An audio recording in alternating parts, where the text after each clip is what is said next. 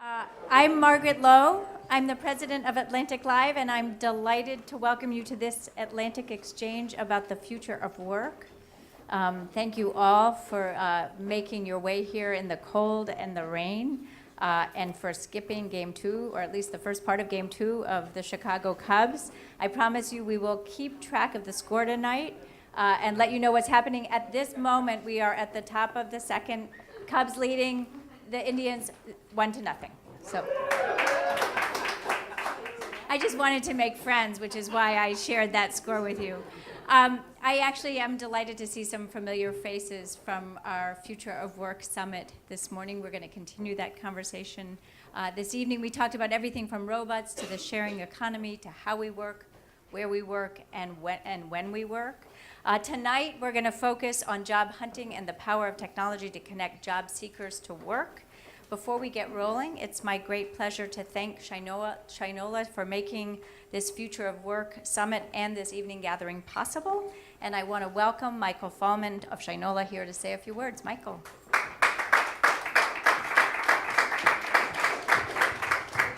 Thank you, Margaret, for that introduction. Sadly, I have no new update on the Cubs score. It's still 1-0. So, as Margaret has said, you guys are all here because you all care about the issue of jobs.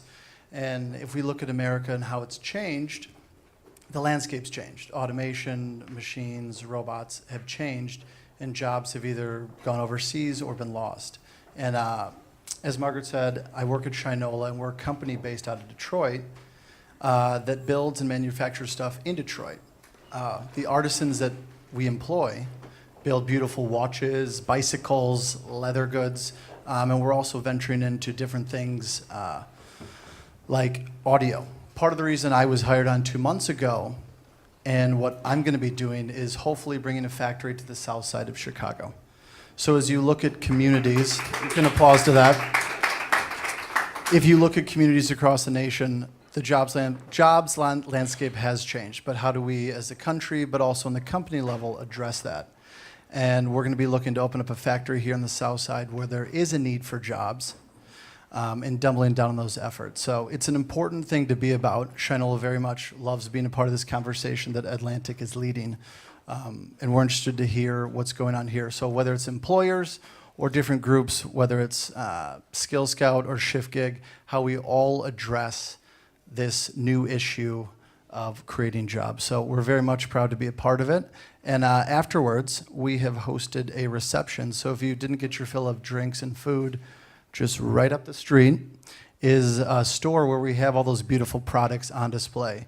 And you'll get to, look at the products and see the photos of the people that created those products. And that's something that Shinola is very proud to be a part of, is we've created 500 jobs in Detroit, and we're looking to create even more. So if you want to change someone's life, give them a job. So that's what we're doing. Thank you.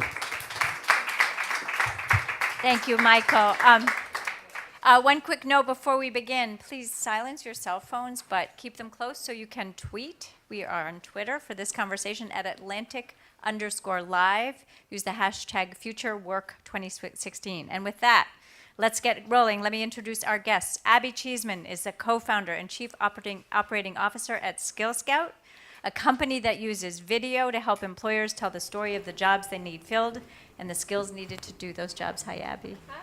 Hi. Eddie Liu is the CEO of Shiftgig, which uses an app to help workers find short-term gigs. In Shiftgig's words, it connects people who want temporary work right now with businesses who need them. And here to lead the conversation is my wonderful colleague, Derek Thompson, senior editor at The Atlantic. Derek, take it away. Thanks, Margaret. This is kind of fun. Do you guys get the sense like walking down here is a little bit like a wedding? Like we sort of like had to walk like one by one? An intimate wedding. A very intimate wedding, yes. Thank you all for coming. So I'm so excited about this conversation because it unites two of my favorite topics. The first topic is predicting the future of everything, from economics to sports, elections, and even the future of people. I'm fascinated in sports with how do you predict who's going to be a great quarterback and a bust? How do you predict who's going to be a great teacher?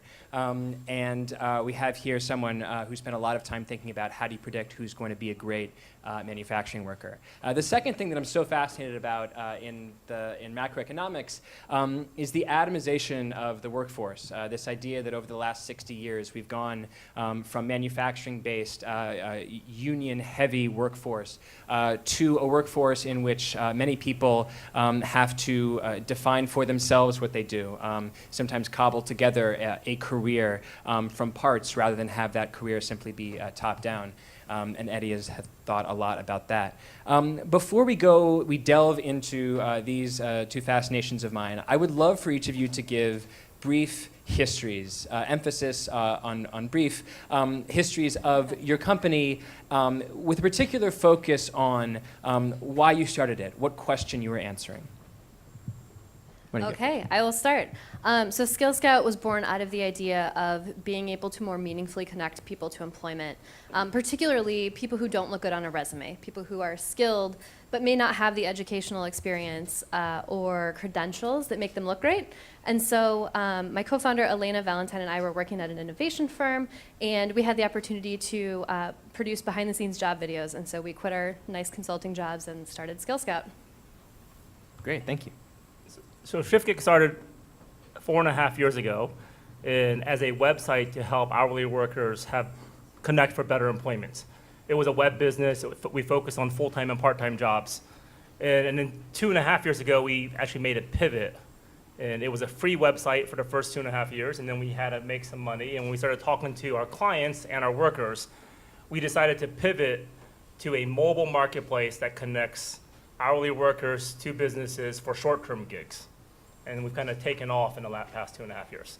So what Shiftgig is today is this mobile marketplace, and we've raised $36 million in venture capital. We have 180 people around the country that are full-time employees, most of it headquartered in Chicago.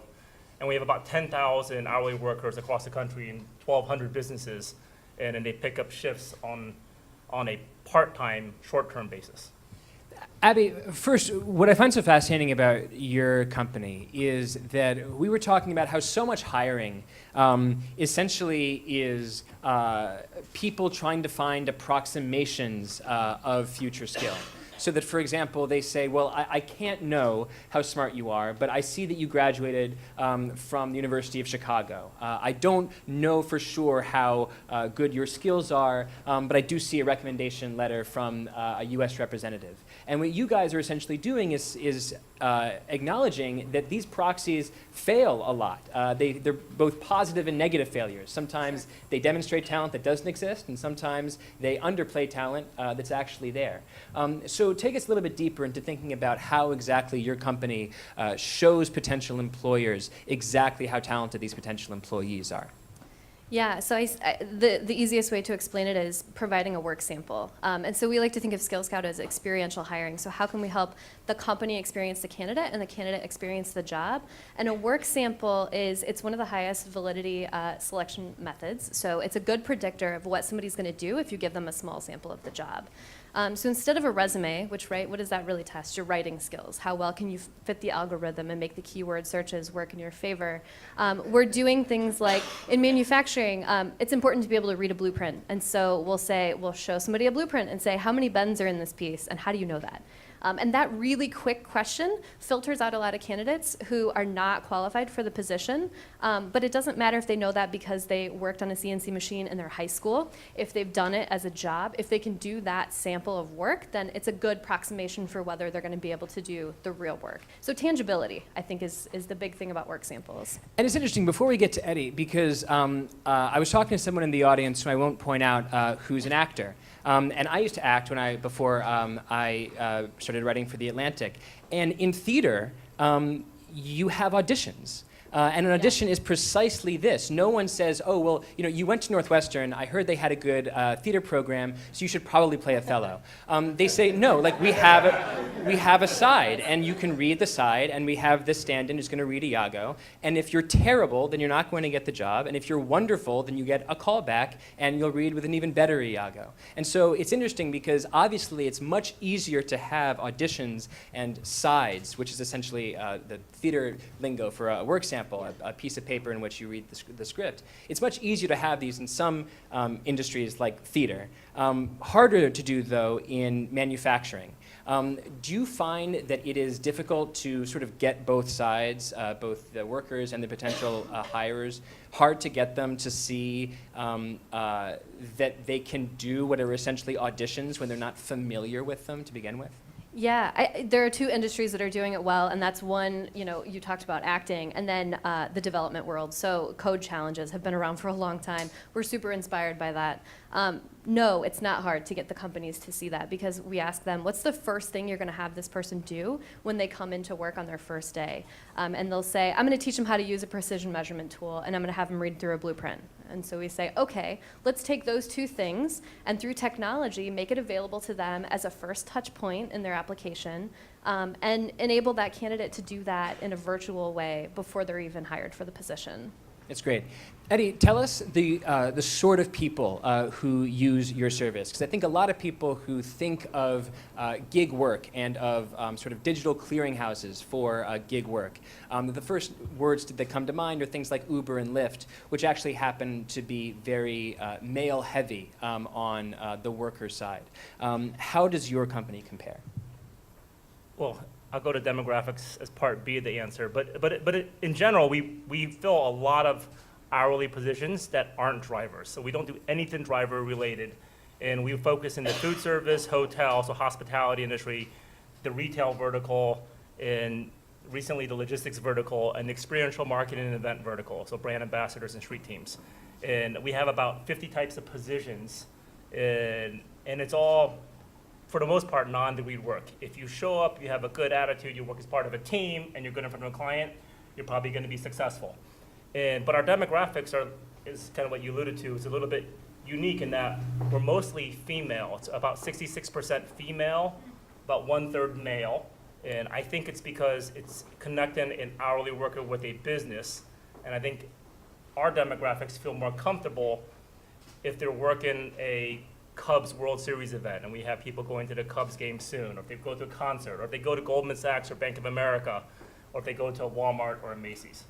And so it's actually more female. It is heavily skewed towards a younger audience because you have to have a smartphone to pick up the gig. And ultimately, the smartphone, I think, is a great enabler to allow people access to information, whether it's full-time, part-time, and in this case, short-term.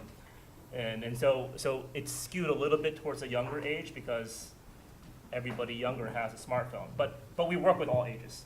Are the people that you're working with, A, doing this because of economic necessity, B, doing it because they might have a side job and just really enjoy working Cubs games or being brand ambassadors for liquor or something like that, or C, a little bit of A and B?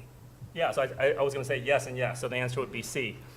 And about 70% of our specialists, which are our worker pool, have a primary occupation. That occupation might be a full-time job, it might be a part-time job in which you're not getting 40 hours a week. Or they're getting 40 hours a week, but they actually want 60 hours a week. But it also might be a student, or it might be a caretaker. They have a son or daughter, baby at home, and they need to take care of, that's a primary occupation. And then when the husband comes home, they can work, or when the wife comes home, they can work. They'll pick up a gig. And because it's flexible work, they choose when they want to work, right? How about your demographics? Do you know much about the details of people who use your system? I do. Manufacturing skews male. We're doing a lot to change that. So we have a whole new campaign, the new Rosie, Rosie the Riveter. And so we're featuring women in manufacturing.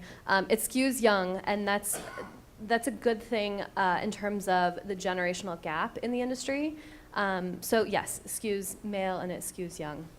I do wonder with an industry like manufacturing, which has been historically male-dominated, whether there might be some implicit bias that comes from when people are looking at female candidates.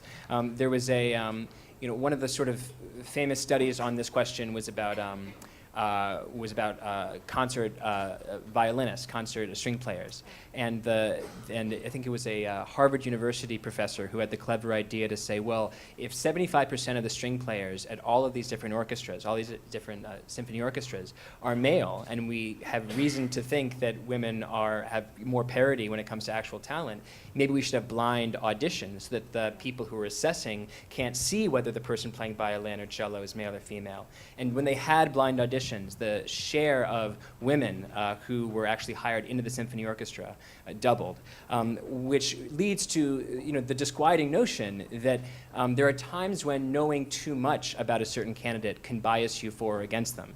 That if you didn't know that this certain person went to the University of Chicago, you might not attach that proxy, and you might make your evaluation based on other skills, or knowing that it's male versus female might bias you as well. Is this something that you guys have seen, something that you've thought about in designing your program? I've thought about it a lot. I would say the factor that we see is that it's an exposure piece for young women, I think. And it's not, sure, bias exists, but I think more so there's a factor at play that young women don't see themselves in manufacturing careers. And I graduated high school longer ago than I would like to discuss, but we didn't do tours of high school manufacturing plants. Right. So in the generation before us, the schools would take kids out, and you could see, I'm from the Quad Cities, so John Deere, they make tractors. And you could see what the work was, and there was an exposure and excitement around it. And I think when the high school stopped going, it became a very extracurricular activity to get involved in science and engineering and math and all of the things that make you a good manufacturing candidate. And so I think it's a volume of applicant issue more so than a bias. But to your point about giving the right data so that decisions are made on the right thing, companies that have worked with us have actually increased their diversity in terms of they're seeing candidates that would not have seen them before. And so, yes, I mean, bias for gender exists, but I don't think that's the main factor at play in the gap. Interesting. Eddie, there was one of the really striking statistics that we were talking about earlier is that there was an economic paper by Alan Kruger and Lawrence Katz, Princeton and Harvard economists, who said that between 2005 and 2015, there was a 66% increase in the number of workers who had what they called alternative work arrangements. So something like these gigs. It wasn't necessarily Uber drivers, it was things like home health care aides and maybe part-time electricians. During this time, standard full-time work declined slightly. And the years are such that you're comparing the middle of a recovery to a period after recession.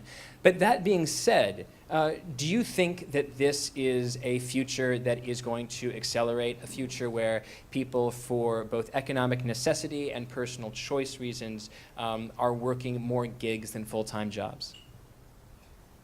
So it's a great question. I think there's a lot of factors. I think it's coming from business, and it's also coming from people. And on the business side, I think the 30-year career is now gone, and the loyalty for big business to keep people that long is no longer there because they have to focus on profits. And so since the recession, the amount of contingent labor or labor through a third-party staffing company has grown at twice the pace of that of full-time hires. But I also think that people, as in unemployment is now under 5%, people have choices and people want to work differently. And with the smartphone and with online platforms, they're able to either choose where they work, choose to change jobs quickly, choose to cobble up several gigs that they want. And so I think that's actually I think the future is actually the future of workers, not necessarily the future of work. And because workers now have a lot more choices, right? Right. It's interesting because in a way, your company is the opposite. It's not putting people into gigs, it is putting people into full-time work arrangements. And it's interesting about manufacturing because manufacturing jobs have declined a lot even as industrial production has increased in the last few decades. I do believe that since 2009 you've seen a couple 100,000 new jobs in manufacturing jobs in the workplace. But what other sort of industries are you either working in or looking to work in where you think you might also see some growth in full-time work? Manufacturing certainly uses gig work too, just to be clear.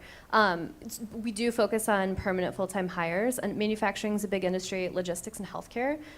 People get sick, and there's always going to be healthcare jobs available, and so those are the industries that we're focusing on. We also work with placement agencies and short-term, employment agencies that are hiring for more short-term gigs. That use our content to show, because it's just like you could be hired for a gig or a full-time job, and you still want to know what you're going to be doing, right? And you still want to know what the candidate can do. And so we're a little bit more flexible than that, I would say. Right. How might, oh, sorry, go ahead, please. From what I know about Skill Scout, and when our VP of product is kind of an informal advisor over there, and I mean, we thought about using Skill Scout from what I was told, but basically it allows a business, whether for full-time or part-time or short-term, a different way to try to evaluate a candidate through some kind of video to get a better type of candidate. For us, it was a little bit tougher to use them because we represent 1,500 other clients, and so it's hard to actually get the culture of our end clients into the video to try to get a perfect match. But we've thought about using them because. Can you just give an example of that?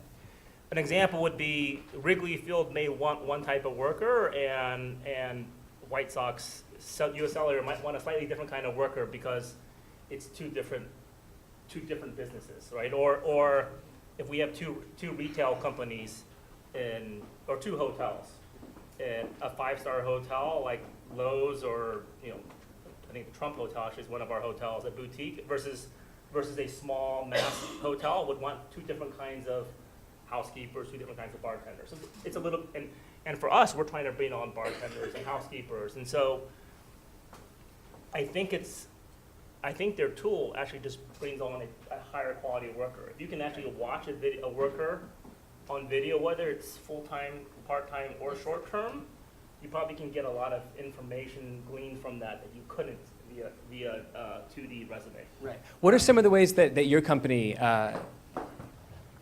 All right, thanks. Yeah, we probably should have sent you a video of the holding of the. We can help you with that. What are some ways that your company essentially finds ways to make the skills of the potential workers transparent to the end clients? Yeah, so in the interview process, they apply for certain skills, and so we qualify them, vet them, and we bring them on based off of skills, and then over time, they can add skills to their profile. Ultimately, the best way to know whether we have a good specialist or not is we get reliability scores and rating scores. We get feedback from all of our clients, and they rate them based off of their skills. And we also get reliability, and do they show up on time? Do they claim a shift and drop a shift? And so we're actually capturing the likelihood of them showing up. And so if you get someone that's going to show up on time, and you get someone that's going to be great in front of a client, the odds are the next gig they pick up, we have an idea what the success factor is going to be like. It's interesting because this is, in a way, on the one hand, it seems very different from the service that you offer, but in a way, it's very similar, I think, because one difficult part of the decision to hire someone full-time for potentially 10 years is that you can't run simulation after simulation of how that person's going to execute over those 10 years. The roulette wheel spins once, and it's the next 10 years. But with something like gig work, where the same person does the same drive, does the same work at Wrigley Field, they do it again and again, and after every single time they do it, they're rated. And so in a way, the employer does have the ability to run many simulations of that person's quality. So it strikes me that even though these are very different strategies, they achieve the same goal, which is to provide more information to the hirer than you would typically otherwise have. One thing that we were talking about is how Google is completely obsessed with this idea of how do you predict the best worker. They have all these people sicked on it. And they've written books about it. And after a lot of investigations, they discovered that their devotion to brain teasers, it turned out, had absolutely no predictive effect, and that had absolutely nothing to do with what ended up making a good long-term worker. What are other ways that you've seen some employers, and you obviously don't have to name them and shame them, what are some other ways that you think employers are just not understanding using terrible proxies to hire people? Personality tests. So I went to grad school for industrial organizational psychology, and personality tests are part of the discussion for team building and organizational development, and somehow they get like smashed into hiring, and it's so disturbing. It's supposed to predict the ability of you to get along with your team and fit the company culture. But I've filled out a bunch of these over the years because it's an interest of mine, quite frankly. To tell me that a personality, I took one when I was in 4th grade. Let me just tell you a story.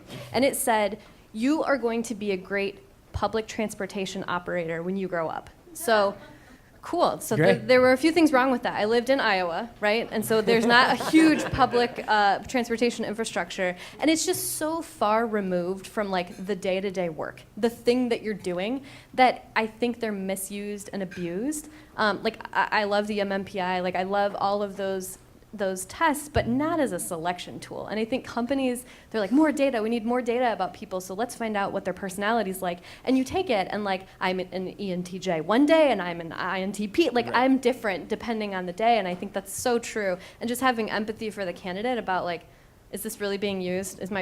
Am I taking a test that's going to tell me if I'm the right personality for the job, or can I just like show you that I can do the job? Right. And the other problem with personality tests is that if the first thing you're trying to do is match new hires to whatever the temperature of the water is at that very moment at the company, the temperature might change because the boss might leave and the deputy might leave and the people who come in might be of different personality, and suddenly if personality fit does exist and is predictive in the first place, you're plugging it into a completely dynamic system. So yeah, that strikes me as one. Eddie, do you have another example from your history of terrible hiring practices that need to be improved with technology? Yeah, I don't have another example. No, that's right. So thinking more like macro about the economy and the future of the economy, do you think that is part of your company's play a bet on the idea that there's still a lot of room for growth in manufacturing employment locally and nationally? Slash, part 2 of the question, do you think that we are moving toward a future where gig work is going to be a rising part of the job picture? Yes and yes. So manufacturing in Illinois, there are 36,000 open positions, and companies are coming to us desperate to hire. And so there's a very real need, and on a macro level, what's happening, that might not be reflective of it, but there are companies that I work with that they have bought land, they have started building another building and expanding, and they don't have people to operate the automated machinery that we like to all talk about is taking all the jobs. They don't have people to operate that, and so they can't expand. And so we've made a bet on manufacturing because it's an industry that's not served well by other solutions, but also it's growing. It's a lot of sustainable work, and meaning that the wages are such that you can sustain a family on it. But I think manufacturing is the beginning. So it's all of these middle scale industries like manufacturing, logistics, healthcare, hospitality. Those are the industries that we are betting on growing.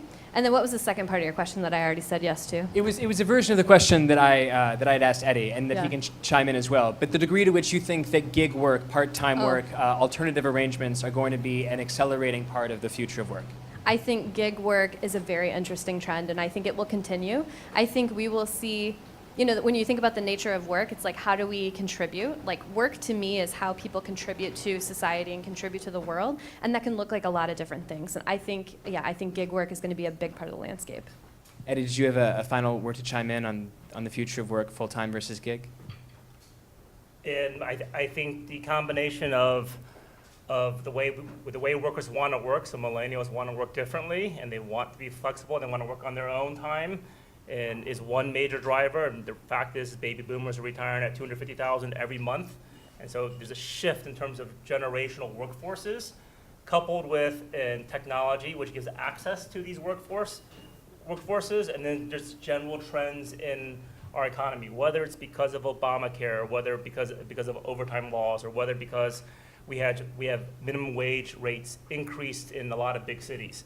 There's a bunch of macro trends that are causing shift work to happen in pieces. I mean, I think the work is there. I actually don't think it's all going to be robotized,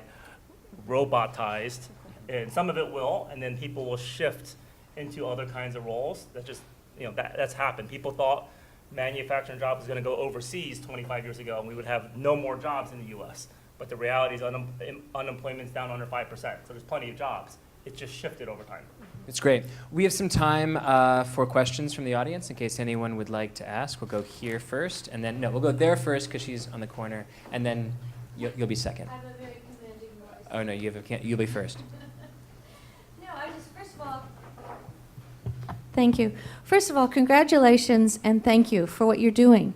But we're also in an era of income inequality. And so what I hear in the discussion of the jobs you're talking about are not on your way to become a CEO. These are jobs that are generally lower level. So how do you help? I mean, again, that's a big question in this country right now about income inequality. And part of it is skills and part of it is what kind of work you do. But a living wage is one idea, but how do you get to the growth, get to the full expression of human capital? I could start with that. I think, we work with companies shoulder to shoulder every day and their hiring needs, and companies want to invest in people. And so, there's a perception of blue-collar jobs. I come from a blue-collar family. There's pride in the work. There's pride and there's mobility as well. And I think a lot of our companies are bringing things back like apprenticeships and investing in their workforce so that they can move up within the company. And, you talked about the path to being a CEO. I don't think we need to all be on the path to being a CEO, quite frankly. But I do think that we're seeing a lot of our companies that are really interested in investing in talent. And just because you're starting at an entry-level position, I don't think that means that's where it's ending. And that's what's exciting to me about manufacturing and some of the industries that we're working in, is that you don't have to have a 4-year degree. You can come in and start working and gain skills by doing the work and, kind of build your own path and move up. So the only thing I want to add is, so outside of Shiftgig, I have a nonprofit called One Goal, and the one goal is to allow all students or all youth to have a chance for a 4-year degree. So it's a passion of mine to try to find ways for people to have some equality, and we think at One Goal, a 4-year degree is a great equalizer. It gives people a chance to break through the glass ceiling. But the reality, not everybody can afford to, or because of their personal situations, and they may have to actually get a job. And what Shiftgig allows people to do is make extra money, they gain new skills. We partner with a lot of community groups to allow people to become a certified cook or a certified bartender or gain English skills so they can be a call center agents. And so they can gain skills and go from a 20-hour-a-week job to add in 2 or 3 more shifts so that they can work 40 to 60 hours a week. It's great. On the corner here? Yeah, you actually just covered some of what I wanted to ask you, but I feel like you were talking a lot about people being very pleased with the concept of Shiftgig in that they're eager to have this flexible schedule and pick up these jobs. But do you find that you have people who are doing it just because they can't find a full-time job and they're trying to piece together what they can and they're frustrated with that? Absolutely. I think we work with a whole spectrum of different types of workers. I mentioned the 70% number of people that had a primary occupation. That means there's 30% of people that don't have a primary occupation. So with those people, we're helping them get back into the workforce. And they can upskill across different positions, they can upskill across different clients. And so we're not focused on one demographic. Ultimately, they choose, but we absolutely have a demographic that's trying to get back into the workforce. But there's plenty of people that use it because it's a new way to work. Do you give your clients an opportunity to bid for the quality of the employee that they're looking for? That is, will they pay more for somebody who rates higher, more reliable, more there, than somebody who rates a 2-star versus a 5-star, and you described a 2-dimension there? And will they have a sliding scales? So the direct answer to your question is no, we don't let clients bid for higher quality ratings. Most of our bigger clients don't want to do that. They want some kind of transparency and set rates, so it's employer driven. What we do is we use the data in our algorithms to try to improve marketplace behavior, meaning if a worker shows up on time more and they get better ratings, they have access to more shifts. So it's like a pat your back. But also, we try to place people with clients where they've been to it also, so the client and the worker both have a better experience. It's a screening threshold, not a bidding threshold. You say you won't hire somebody below this grade level, but you will hire above that, whereas somebody, you won't Yeah. bid, you won't flip it to the bidding threshold. As you improve your ranking, you actually have more choice, is what I'm trying to say. And basically, the marketplace will also tell us when people should be off the platform. So we'll hire people, and if they don't show up on time, or if they get bad ratings from multiple clients, we're not gonna let them keep on. They basically self-select themselves off the platform as well. Anyone else? Right here? This one's for Eddie. Seen as Shiftgig's more like towards part-time work, do you guys also track to see if those part-time jobs have led to full-time ones as well? Because it seems like a great platform, like to create opportunity for people. I was just wondering if you guys track that, if any of those led to full-time gigs. So the answer is absolutely yes. We don't have a product yet, which converts people from part-time, short-term to full-time. I think that's coming in our future.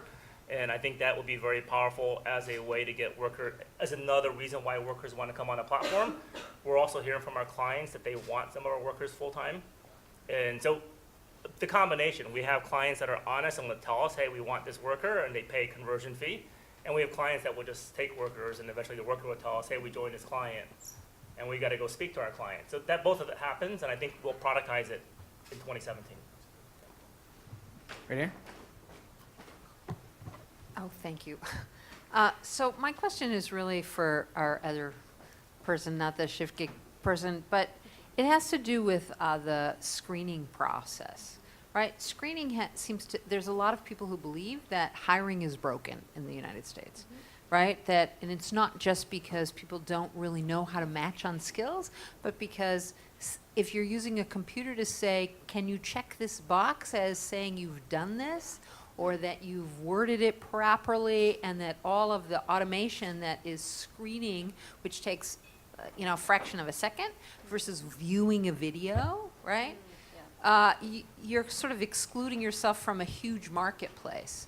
So I'm wondering if you could address how you think what you're doing is going to help change the hiring process. Yeah, I love that. Yeah, so checking a box, can you do this? Like, yes, I can do that. Of course, I can do that. We see a significant drop off at the hands-on skill questions in our applications.